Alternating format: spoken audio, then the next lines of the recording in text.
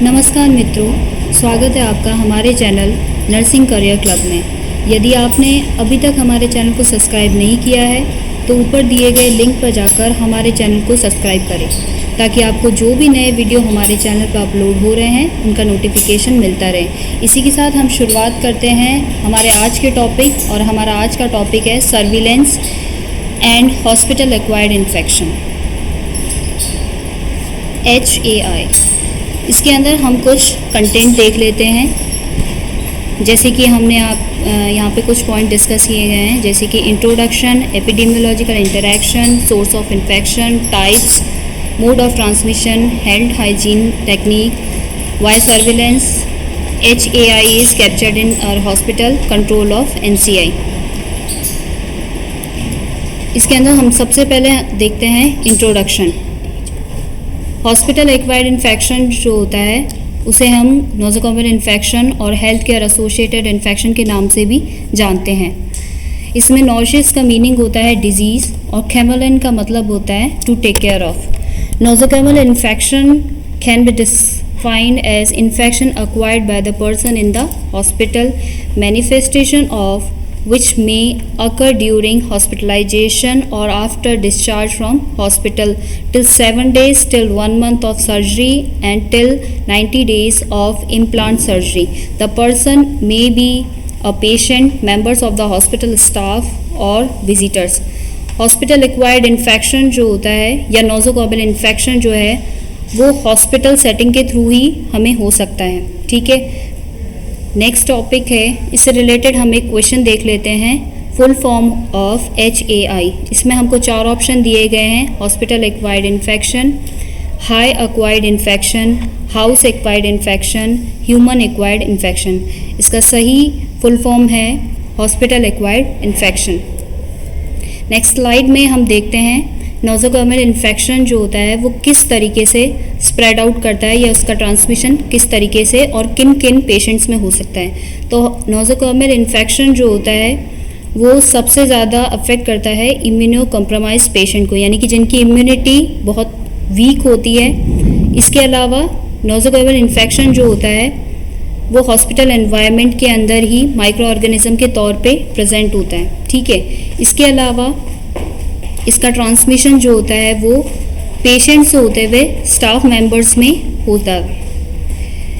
Next slide के अंदर हम हॉस्पिटल एक्वायर्ड इन्फेक्शन के एपिडेमियोलॉजिकल फैक्टर्स को देखते हैं, जो यहाँ पे एक ट्राइंगल के थ्रू आपको शो किया गया है। जैसे कि आप देख सकते हैं इसके अंदर 3 फैक्टर्स होते हैं। सबसे पहला है एजेंट, नेक्स्ट वन है आपका होस्ट फैक्टर्स, इसके बाद में आता है आपका एनवायरनमेंट। एजेंट फैक्टर्स जो होते हैं सबसे पहले हम देख लेते हैं। इसमें बहुत सारे वैरायटी ऑफ ऑर्गेनिज्म इंक्लूड किए गए हैं। इसके अलावा इंस्टीट्यूशन जैसे कि आपके हॉस्पिटल सेटिंग ह्यूमंस के थ्रू भी होता है। इसके अलावा रिजर्वायर यानी कि जो इन्फेक्शन को कैरी करते हैं अपने अंदर रखते हैं। इसके अलावा नेक्स्ट टॉपिक है होस्ट फैक्टर्स।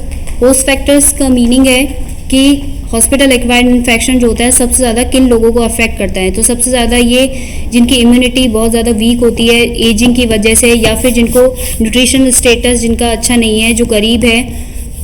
इसके अलावा जिनको पहले से ही किसी और प्रॉब्लम है किसी भी प्रकार की। इसके अलावा जिनका पहले से ही किसी प्रकार का इलाज चल रहा है या किसी भी टाइप का उनको डायग्नोसिस और हुआ है। इसके अलावा थर्ड फैक्टर जो होता है वो आपका एनवायरनमेंट है। ठीक है, तो सबसे ज़्यादा जो हॉस्पिटल एक्वायर्ड इन्फेक्शन है, जैसे कि आपको नाम से डिफाइन हो रहा है कि ये हॉस्पिटल सेटिंग हॉस्पिटल प्रीमिसेस से ही होता है। ठीक है, ये दूसरे पेशेंट से भी हो सकता है, पेशेंट के थ्रू यूज़ किए गए इक्विपमेंट के थ्रू भी हो सकता है, जो विजिटर्स वहाँ पे आ रहे हैं उनके थ्रू भी हो सकता है, या जो आर्टिकल वो यूज़ करते हैं उनके थ्रू भी हो सकता है।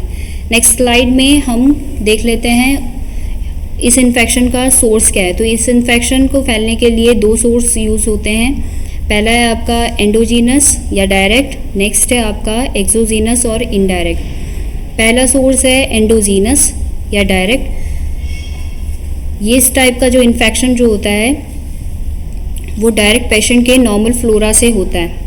ठीक है, इसके बाद में नेक्स्ट है आपका एक्सोजीनस या इनडायरेक्ट। अगर पेशेंट के डायरेक्ट कांटेक्ट के बगैर उसके यूज़ किए हुए इक्विपमेंट के थ्रू या किसी और मेडिकल पर्सनल की के थ्रू, यूज़ किए हुए इक्विपमेंट के थ्रू या एनवायरनमेंट के थ्रू फैलता है तो इसको हम बोलते हैं इनडायरेक्ट। इसके अंदर कुछ आपको एग्जाम्पल दिए गए हैं, जैसे कि हॉस्पिटल एनवायरनमेंट, वहाँ पे होने वाले जो भी इनएनिमेट ऑब्जेक्ट है, एयर है, डस्ट है, आईवी फ्लूइड है, कैथेटर है, वॉश बोल्स है, बेड पेन्स है, एंडोस्कोप्स है, वेंटिलेटर और रेस्पिरेटरी इक्विपमेंट है, वाटर और डिसइंफेक्टेंट है।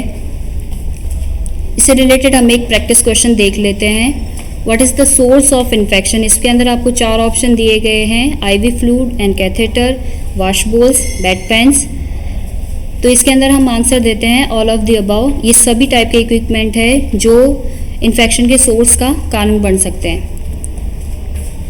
नेक्स्ट स्लाइड, यहाँ पे आपको एक पिक्चर शो की गई है एक्सोजीनस इन्फेक्शन के साइट की। यहाँ पे आप एक जनरल वार्ड या जनरल हॉस्पिटल का एक एग्जांपल देख सकते हैं कि किस तरीके से एक्सोजीनस इन्फेक्शन जो होता है वो स्प्रेड होता है, जिसमें आपको यहाँ पे कुछ साइट दी गई है, जैसे कि आपका एलिवेटर शाफ्ट है,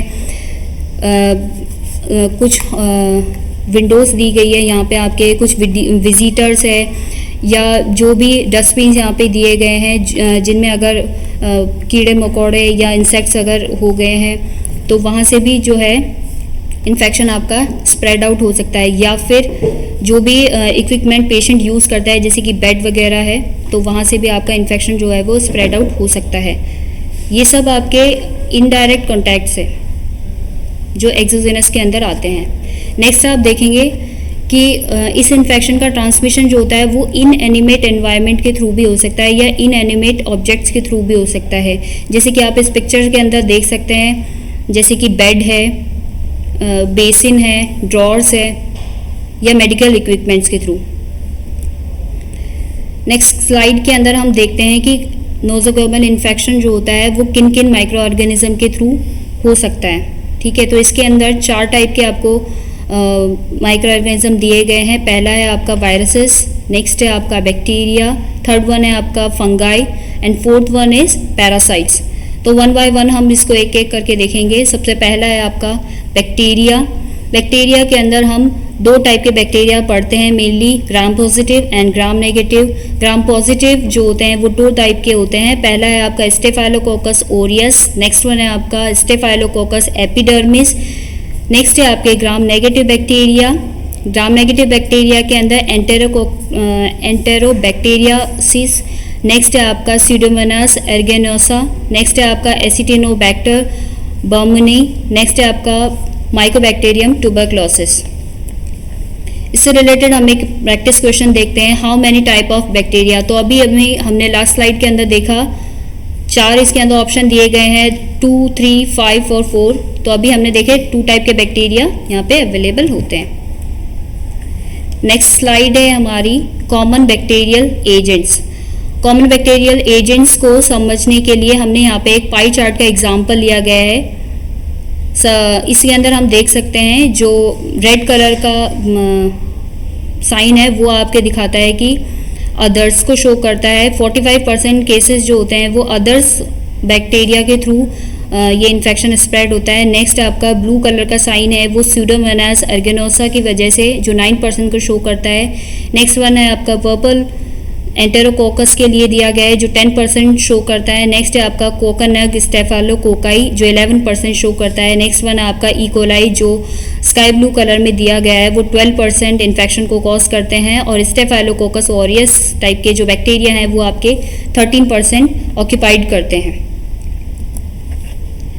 नेक्स्ट वन आपके कुछ वायरसेस और फंगाई के नाम यहाँ दिए गए हैं। वायरसेस के अंदर हम देखते हैं कुछ ब्लड बॉर्न इन्फेक्शन कॉज करने वाले वायरसेस जैसे HBV, HCV, HIV। Next one आपके अदर्स के अंदर आते हैं जैसे कि आपके रूबेला, वेरिसेला, सार्स। इसके अलावा आपका फंगाई है कैंडिडा और एस्परजिलस। इसमें आपके कुछ टाइप के स्लाइड के अंदर आपके कुछ टाइप के इन्फेक्शन दिए गए हैं कॉमनली जो हम हॉस्पिटल के अंदर देखते हैं जैसे UTI urinary track infection, surgical wound infection. Next one है आपका लोअर रेस्पिरेटरी इन्फेक्शन। नेक्स्ट है आपका traumatic wound burn infection. Next one primary bacteraemia. Next gastro intestinal tract infection. Next central venous system infection. Next अब हम देख लेते हैं next slide में मोड ऑफ ट्रांसमिशन, किस तरीके से इन्फेक्शन जो है वो स्प्रेड करता है। तो अभी यहाँ पे 5 टाइप के आपको मोड ऑफ ट्रांसमिशन दिए गए हैं। फर्स्ट वन है आपका कंटैक्ट, यानी कि सबसे ज़्यादा जो नोज़ोकोमियल इन्फेक्शन जो होता है वो आपके हैंड के थ्रू ही फैलता है, डायरेक्ट कंटैक्ट से फैलता है। इसके बाद में नेक्स्ट वन है आपका एरियल या एयरबोन, जो आपके ड्रॉपलेट इन्फेक्शन जिसको बोला जाता है। नेक्स्ट वन है आपका ओरल रूट, इसके अलावा पेरेंट्रल रूट और वेक्टर बोन ट्रांसमिशन दिए गए हैं। इसमें सबसे पहले हम देख लेते हैं कॉन्टैक्ट। कॉन्टैक्ट जो होता है सबसे मोस्ट कॉमनली कॉज है नोज़ोकोमियल इन्फेक्शन के होने का। कॉन्टैक्ट को हम 2 टाइप्स में डिवाइड करते हैं, डायरेक्ट और इनडायरेक्ट। डायरेक्ट का मतलब है जब हम किसी भी पेशेंट को या उसकी क्लोथिंग को जब हम डायरेक्टली कंटैक्ट लेते हैं। सबसे पहले इसके अंदर दिया गया है कि अगर हमने पेशेंट को कंटामिनेटेड बेयर हैंडली अगर उसे टच किया है, उसके क्लोथिंग को टच किया है, इसके अलावा जो भी उसके ड्रॉपलेट है उसको अगर हमने डायरेक्ट अपने ऊपर टच होने दिया है, या जो भी वो क्लिनिकल इक्विपमेंट यूज़ कर रहा है उसको अगर हमने टच होने दिया है। इसके अलावा है आपका इनडायरेक्ट, या उसके जो भी आर्टिकल्स वो यूज़ कर रहा है उसके थ्रू अगर हमको नोज़ोकोमियल इन्फेक्शन होने के चांसेस होते हैं। तो इसके अंदर कुछ इक्विपमेंट दिए गए हैं या आर्टिकल्स दिए गए हैं, जैसे कि आपके बेड पेन्स है, बाउल्स है, जग्स है, इंस्ट्रूमेंट जैसे कि ड्रेसिंग है, नीडल्स है। इसके अलावा जो भी ग्लव्स अगर वो कंटामिनेटेड है तो उससे भी होने के चांसेस हो सकते हैं। नेक्स्ट है आपका एयरबोर्न ट्रांसमिशन। एयरबोर्न ट्रांसमिशन का मतलब है जैसे कि आपके रिसेंटली आया है आपके कोरोना, ठीक है। कोरोना भी एक तरीके का ड्रॉपलेट या एयरबोर्न ट्रांसमिशन है जो जिसने मोस्ट ऑफ वर्ल्ड वाइड को अफेक्ट कर दिया गया है। इसके अंदर कुछ और एग्जांपल भी आपके दिए गए हैं, जैसे कि टीबी, वेरिसेला, जो पर्सन के माउथ से होते हुए जो भी ड्रॉपलेट इन्फेक्शन है पर्सन टू पर्सन फैलते हैं, वो भी ड्रॉपलेट इन्फेक्शन के थ्रू, ये पेशेंट को इनहेलेशन के थ्रू फैलते हैं। इसके बाद में नेक्स्ट है आपका ओरल रूट। अगर आप किसी भी टाइप का कंटामिनेटेड फूड या कंटामिनेटेड वाटर को इंजेस्ट कर लेते हैं। इसके अलावा आपका पेरेंट्रल रूट। पेरेंट्रल रूट से मतलब है अगर आपको किसी भी टाइप के इंजेक्शन जो है वो कंटामिनेटेड लगा दिए जाते हैं, जैसे कि आपका HIV वगैरह के चांसेस है। इसके अलावा आपका वेक्टर बोन जो डिजीजेस होती है, वेक्टर बोन जो इन्फेक्शन होते हैं वो आपके मस्कीटो और फ्लाइज और रेट के थ्रू होते हैं, जैसे कि आपका मलेरिया। इसके अलावा नेक्स्ट स्लाइड जो होता है वो आपको शो कर रही है कि पैथोजेंस अपना ट्रांसमिशन किस तरीके से दिखाते हैं। तो इसके अंदर आपको कुछ वेक्टर्स दिए गए हैं, इसके अलावा आपको कुछ रूट दिए गए हैं कि वो किस किस तरीके से फैलता है। तो पहला आपको दिया गया है डायरेक्ट कांटेक्ट के थ्रू, जिस तरीके से आप पहले पिक्चर के अंदर देख पा रहे हैं कि एक दूसरे से लोग हाथ मिला रहे हैं। उसके अलावा नेक्स्ट वन है आपका इनडायरेक्ट कांटेक्ट के थ्रू, जैसे हम सरफेसेस के अंदर आप पिक्चर को देख पा रहे हैं कि अगर किसी के कंटामिनेटेड की हुई ऑब्जेक्ट को अगर आपने छुआ है तो उससे भी आपको हो सकता है। इसके अलावा थर्ड पिक्चर के अंदर एक पर्सन जो है स्प्लिट ऑफ करते हुए दिखाई दे रहा है, जो एयरबोर्न का साइन है। इसके अलावा अगर आप कंटामिनेटेड फूड और वाटर को यूज़ करते हैं तो भी आपको इन्फेक्शन होने के चांसेस है, जैसा कि आप फोर्थ पिक्चर के अंदर देख सकते हैं। इसके अंदर आपको बताया गया है कि हैंड्स ही होते हैं, हमारे हाथ ही है जो सबसे मोस्ट इम्पॉर्टेंट व्हीकल है, या बोल सकते हैं कि वो ऐसे एक व्हीकल है जो आपको क्या करते हैं, सबसे ज़्यादा हॉस्पिटल एक्वायर्ड इन्फेक्शन को ट्रांसमिट करने में अपनी सहायता देते हैं। इसके अंदर नेक्स्ट स्लाइड के अंदर हम हैंड हाइजीन टेक्निक को देखते हैं, क्योंकि हम ये मानते हैं कि सबसे ज़्यादा इन्फेक्शन जो होता है वो हमारे हाथ मिलाने के द्वारा ही होते हैं। तो इसके अंदर हमको किस तरीके से हमारे हाथों को साफ रखा जाए उसके लिए हमें कुछ टेक्निक्स बताई गई है। तो इसके अंदर हम 4 टेक्निक्स का यूज़ करते हैं। पहला है आपको हमेशा एल्कोहल हैंड रब या एल्कोहल हैंड वॉश का यूज़ करना है। इसके अलावा आपको रेगुलर जो है हैंड वॉश जो है वो आपको 10 से 15 सेकेंड के लिए करनी है। इसके अलावा आपको एसेप्टिक प्रोसीजर्स यूज़ करने हैं। इसके अलावा अगर आप सर्जिकल हैंड वॉश कर रहे हैं तो आपको 3 से 5 मिनट के लिए करना है। इसके अलावा यहाँ पे नेक्स्ट स्लाइड जो है वो आपकी रूटीन हैंड वॉश शो कर रही है, ठीक है, जिसके अंदर आपको 6 स्टेप्स के अंदर प्रोसीजर को समझा रखा है, जिसके अंदर आपका पहला प्रोसीजर के अंदर आपको दिखा रखा है कि किस तरीके से हाथों को गीला करना है और सोप अप्लाई करना है। इसके बाद में नेक्स्ट प्रोसीजर के अंदर, नेक्स्ट स्लाइड के अंदर आप देख सकते हैं कि किस तरीके से राइट पाम को लेफ्ट पाम के ऊपर अप्लाई किया गया है। नेक्स्ट प्रोसीजर के अंदर आप नेक्स्ट पिक्चर के अंदर देख सकते हैं पाम टू पाम किया गया है, फिंगर को इंटरलॉक करके किया गया है। फोर्थ स्लाइड के अंदर आप देख सकते हैं जो भी फिंगर्स है उनको एक दूसरे के अंदर इंटरलॉक करते हुए अपोजिंग किया गया है। उसके बाद में फिफ्थ के अंदर रोटेशन किया गया है, रबिंग किया गया है राइट थंब को, और उसके बाद में अपोज किया गया है। इसके बाद में सिक्स के अंदर आपका रबिंग किया गया और बैकवर्ड किया गया है, और इस तरीके से आपका हैंड वॉश के यहाँ पे टेक्निक्स आपको 6 स्टेप के अंदर फॉलो करनी होती है। इसके अलावा नेक्स्ट स्लाइड के अंदर हम देखते हैं कि कौन से ऐसे एरियाज है जो हम हैंड वॉश के टाइम पे सबसे ज़्यादा मिस करते हैं। तो इसके अंदर सबसे ज़्यादा आपको जो भी हम हैंड वॉश करते टाइम पे जो मिस कर देते हैं वो पार्ट आपको रेड साइंस के थ्रू शो किया गया है, जैसे कि आपके जो उंगली के पोर आपको दिखा रखे हैं, और जो लेस फ्रीक्वेंटली जो हम मिस करते हैं वो आपको ब्लू स्लाइड के थ्रू जो है वो शो किया गया है। ये बैक और फ्रंट के आपको इमेजेस आपको दिए गए हैं। इसके बाद में नेक्स्ट टॉपिक है आपका सर्विलेंस। सर्विलेंस क्या होता है? सर्विलेंस का मीनिंग होता है कि आपको जब भी आप पेशेंट की केयर करते हो तो उससे रिलेटेड, उससे रिलेवेंट डेटा को आपको कलेक्ट करना होता है, उसको एनालाइज करना होता है कि क्या वो डेटा कितना सही है या पिछली इन्फॉर्मेशन से कितना मेल खाता है, और उसके अलावा हमको फर्दर आपको रिपोर्टिंग देनी होती है। सर्विलेंस जो होता है वो 2 टाइप से किया जाता है, पहला एक्टिव और दूसरा होता है आपका पैसिव। एक्टिव सर्विलेंस जो होता है इसका मतलब होता है कि जब आप एक्टिवली इंफॉर्मेशन को कलेक्ट करते हैं पेशेंट से बाय वर्बली टॉक, और या फिर पेशेंट को भी जो भी ट्रीट कर रहे हैं उनके स्टाफ के थ्रू। इसके अलावा पैसिव सर्विलेंस जो होता है, पैसिव सर्विलेंस के अंदर हम पेशेंट से डायरेक्ट बात नहीं करते हैं, हम पेशेंट से के अलावा जो भी ट्रीट कर रहे हैं उनसे उनकी रिपोर्टिंग लेते हैं, लैब इंफॉर्मेशन लेते हैं, या जो भी उनके रिलेटिव्स होते हैं उनसे इंफॉर्मेशन को कलेक्ट करते हैं। नेक्स्ट स्लाइड के अंदर हम देखते हैं कि सर्विलेंस क्यों इंपॉर्टेंट है, क्यों किया जाता है। तो हम ये मानते हैं कि हॉस्पिटल एक्वायर्ड इन्फेक्शन जो होता है वो मेनली कॉज बनता है सारे डिजीजेस के, मॉर्बिडिटी के होने के और मॉर्टिलिटी होने के।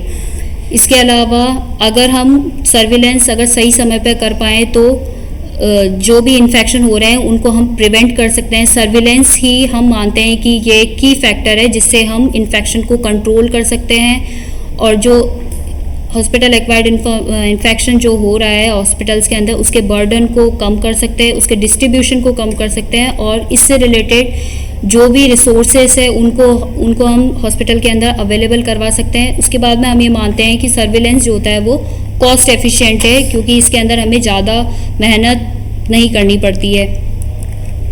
इसके अलावा सर्विलेंस के ऑब्जेक्टिव, सर्विलेंस इम्पॉर्टेंट है क्योंकि ये इन्फेक्शन की रेट को कम करता है। इसके अलावा ये जो भी आउटब्रेक्स हो रहा है उसको आइडेंटिफाई करता है, जैसे कि अभी हम जानते हैं कोरोना के आउटब्रेक को कम करने के लिए हमको पता है कि हमको मास्क वगैरह यूज़ करना है। तो ये सारी इन्फॉर्मेशन हम सर्विलेंस के थ्रू ही गैदर कर सकते हैं, क्योंकि सर्विलेंस के थ्रू ही हमें पता चला है कि ये डेटा हमारे पास में अवेलेबल है। इसके अलावा हम रिस्क फैक्टर को कम कर सकते हैं, मेडिकल पर्सनल्स को हम बता सकते हैं, पहले से आगाह कर सकते हैं हमको ये प्रिकॉशंस यूज़ करने हैं, और कंट्रोल मेजर्स को हम इवालुएट कर सकते हैं, रेगुलेटर्स को सर्टिफाई कर सकते हैं। इसके अलावा अगर हमको ये सारी इन्फॉर्मेशन पता होगी तो हम पेशेंट को क्वालिटी ऑफ केयर दे सकते हैं, और दूसरे हॉस्पिटल से हम हमारे हॉस्पिटल एक्वायर्ड इन्फेक्शन का रेट जो है वो कंपेयर कर सकते हैं कि हमारे हॉस्पिटल में ज़्यादा है या उनमें कम है, तो ऐसा क्यों है। इसके अलावा नेक्स्ट स्लाइड के अंदर हम देखते हैं सर्विलेंस लूप। सर्विलेंस लूप का मीनिंग होता है एक साइकिल जो है वो 2 पार्ट्स के अंदर काम करता है। पहला है आपका हेल्थ केयर सिस्टम और दूसरा है आपका surveillance centre. Health care system जो होता है जिस भी सेटिंग के अंदर आप काम करते हैं, जिस तरीके से आपका हॉस्पिटल एनवायरनमेंट है, पीएचसी है, इसके अंदर हम कुछ एक्शन करेंगे और कुछ इवेंट प्लान करते हैं, जिसकी रिपोर्टिंग जो होती है वो डेटा और इन्फॉर्मेशन के थ्रू हम सर्विलेंस सेंटर तक पहुंचाते हैं। और डेटा और इंफॉर्मेशन जो होता है, सर्विलेंस सेंटर जो होता है, उसको एनालाइज करके और इंटरप्रीट करके फीडबैक अपने हेल्थ केयर सिस्टम को पहुंचाता है, ताकि हेल्थ केयर सिस्टम जो है वो अच्छे से अच्छा अपना प्रारूप दिखा सके और हेल्थ केयर सिस्टम और से और अच्छा हो सके। इसके अलावा हॉस्पिटल एक्वायर्ड इन्फेक्शन जो मेनली हम हॉस्पिटल के अंदर कैप्चर करते हैं या जो मेनली हमारे हॉस्पिटल के अंदर काम आते हैं, ये हम 8th स्लाइड के अंदर देखेंगे। तो कुछ इन्फेक्शन इस प्रकार से है। सबसे पहला है CAUTI, meaning catheter associated urinary track infection. Next है आपका CRBSI, which means catheter related blood stream infection. Next VAP, ventilator associated pneumonia. Next SSI, surgical site infection. Last slide के अंदर हम देख लेते हैं कि नोसोकोमियल इन्फेक्शन को किस तरीके से कंट्रोल किया जाए। इसके अंदर सबसे पहले हम देख लेते हैं कि इस टाइप के जो इन्फेक्शन है उनको ट्रीट करने के लिए हम कौन कौन से गोल डिसाइड करते हैं। सबसे पहले हम 3 प्रिंसिपल गोल्स जो हैं वो डिसाइड करते हैं। सबसे पहला हम पेशेंट को किस तरीके से प्रोटेक्ट करें, किस तरीके से उन्हें बचाएं। नेक्स्ट है हम हेल्थ केयर वर्कर्स को किस तरीके से प्रोटेक्ट करें, विजिटर्स की एंट्री को किस तरीके से रेस्ट्रिक्ट कर सकते हैं और हेल्थ केयर एनवायरनमेंट किस तरीके से हेल्पफुल अपने लिए और लोगों के लिए बना सकते हैं। इसके अलावा तीसरा जो गोल है, इम्पॉर्टेंट गोल है कि हम इन दोनों गोल्स को ही अटेन करें, पर किस तरीके से वो दोनों ही गोल कॉस्ट इफेक्टिव और कॉस्ट एफिशिएंट मैनर पे होने चाहिए, ताकि हमारा पैसा और समय कम से कम वो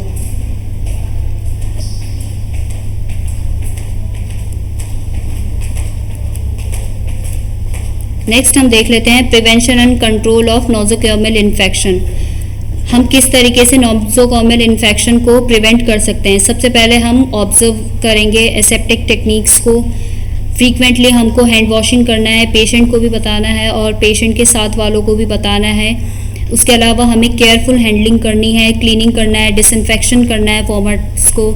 इसके अलावा हमें डिस्पोजेबल आइटम्स को सिंगल यूज़ में रखना है, पेशेंट को आइसोलेट करके रखना है जो भी कंटामिनेटेड हो रखे हैं या जो भी रेस्पिरेटरी इन्फेक्शन अगर हो रखा है उन्हें। तो नेक्स्ट है जो भी कंटामिनेटेड ऑब्जेक्ट्स है, जो भी इक्विपमेंट है, जैसे कि अगर कैथेटर अगर हम यूज़ कर रहे हैं तो हमको दूसरे ऑब्जेक्ट को टच होने से प्रिवेंट करना है। इसके अलावा हमें बहुत सारे इंस्टीट्यूशनल मेथड्स यूज़ करने हैं, जैसे कि आपका एयर फिल्ट्रेशन। इसके अलावा हमें प्रॉपर आइसोलेशन टेक्निक्स यूज़ करनी है, जो भी पेशेंट इन्फेक्टेड है विजिटर्स के लिए भी हमें यूज़ करना है। और समय समय पर सर्विलेंस करते रहना है, जो भी कॉमनली इन्फेक्शन कम्युनिटी के अंदर आउटब्रेक कर रहा है उन्हें आइडेंटिफाई करना है और उनको डॉक्यूमेंट करना है समय समय पर। इसके अलावा नेक्स्ट स्लाइड में हम देखते हैं कौन कौन सी ऐसी अटर मोस्ट केयर है, बेसिक केयर्स है जो हमें इन सर्विसेज को फॉलो करना है, इन सर्विसेज के लिए फॉलो करनी है। सबसे पहला है हाउसकीपिंग, हमें अच्छे से घर के अंदर भी साफ़ सफाई रखनी है। नेक्स्ट हमें डाइटरी सर्विसेज के ऊपर ध्यान देना है, लीनन और लॉन्ड्री क्लीन होनी चाहिए, क्लीन स्टेराइल और सप्लाई डिपार्टमेंट को ध्यान देना है हमें। नेक्स्ट हमें नर्सिंग केयर देना है। इसके अलावा हमें वेस्ट डिस्पोजेबल, एंटीबायोटिक पॉलिसी और हाइजीन और सैनिटेशन पे ध्यान देना है, ताकि कम से कम इन्फेक्शन के चांसेस हो। इसके अलावा नेक्स्ट स्लाइड के अंदर हम 5 पिलर्स ऑफ इन्फेक्शन कंट्रोल देखेंगे। पहला है आपका आइसोलेशन एंड बैरियर प्रिकॉशन। हमें जो भी इन्फेक्टेड पर्सन है उनको आइसोलेट करना है और उनसे दूसरे लोगों को बैरियर प्रोवाइड करना है। इसके अलावा हमें जो भी इक्विपमेंट वो यूज़ कर रहे हैं उनको हमें डॉक्यूमेंट करके रखना है। इसके अलावा हमें एंटीबायोटिक्स का यूज़ करना है, कंटिन्यूसली हैंड वॉशिंग करवानी है।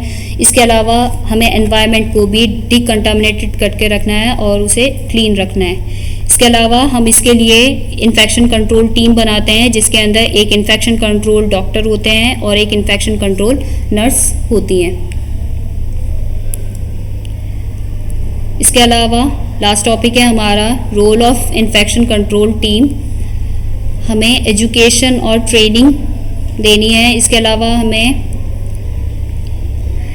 Development and dissemination of infection control policy को फॉलो करना है, मॉनिटर करना है, हाइजीन को समय समय पर ऑडिट करना है। इसके अलावा थैंक यू।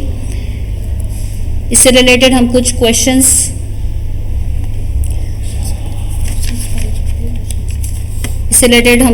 क्वेश्चंस को देखेंगे।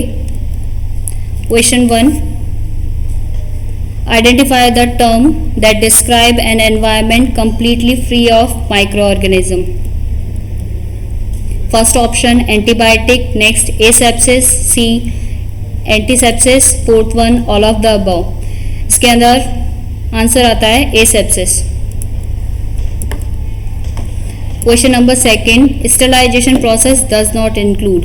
स्टेलाइजेशन प्रोसेस में कौन कौन सी प्रोसेस ऐसी है जो इंक्लूड नहीं होती है। इसके अंदर हम 4 ऑप्शन देखते हैं। फर्स्ट वन है आपका use of physical and chemical procedure, next one destroy all microbial life including bacterial endospores, third one dipping instrument in glutaraldehyde is a type of sterilisation, fourth one all of the above. इसमें answer होगा आपका use of physical and chemical procedure. Next third question, list of disinfected use in hospital does not include. ऐसे कौन से disinfectant है जो हम hospital के अंदर यूज नहीं करते हैं, जिसके अंदर आपको 4 ऑप्शन दिए गए हैं। Glutaraldehyde, chlorhexidine, C isopropyl alcohol, D ethylene oxide. इसके अंदर आंसर आता है ethylene oxide. Question 4, what are the parameters use for sterilisation monitoring does not involve. ऐसे कौन कौन से पैरामीटर्स है जो हम स्टेलाइजेशन मॉनिटरिंग के अंदर इन्वॉल्व नहीं करते हैं। इसके अंदर 4 ऑप्शन दिए गए हैं। बायोडिक टेस्ट, बी ऑप्शन में है biological indicator, C1 glutaraldehyde check strip, D chemical indicator. इसका आंसर है glutaraldehyde check strip. Next question 5, what is the full form of and shelf life of ETO। इसके अंदर 4 ऑप्शन दिए गए हैं। Ethylene oxide and 1 year, option B ethylene trioxide and 1 year, C ethylene oxide and 6 month, ethylene tetra oxide and 1 year. इसका answer है ethylene trioxide and 1 year. Question number 6, identify the term that is used to ensure surgical instrument are free from micro organism. इसके अंदर 4 option दिए गए हैं। Disinfectant, clean, debrided, sterilisation. इसका answer है sterilisation. Question number 7, full form of CSST। इसके अंदर 4 option दिए गए हैं। Central sterilisation supply department, option B central supply sterilisation department, option C control sterilisation supply department, option C central sample supply department. इसका first है answer इसका central sterilisation supply department. Question number 8, the most important procedure for the prevention of infection from micro organism is, option A wearing gloves, option B wearing protective eye wear, option C effective hand washing, option D wearing mask. इसका सही answer है option C effective hand washing. What is the full form of HAI। इसमें 4 option दिए गए हैं। Hospital acquired infection, hospital acquired incident, health care associated infection, all of the above. इसका सही answer है hospital acquired infection. Question number 10, if your hand are visibly soiled, hand hygiene using the preferred method. इसके अंदर 4 option दिए गए हैं। Using hand rub, using alcohol based hand rub, following 7 steps of hand washing, D option all of the above. इसके अंदर answer होगा following 7 steps of hand washing.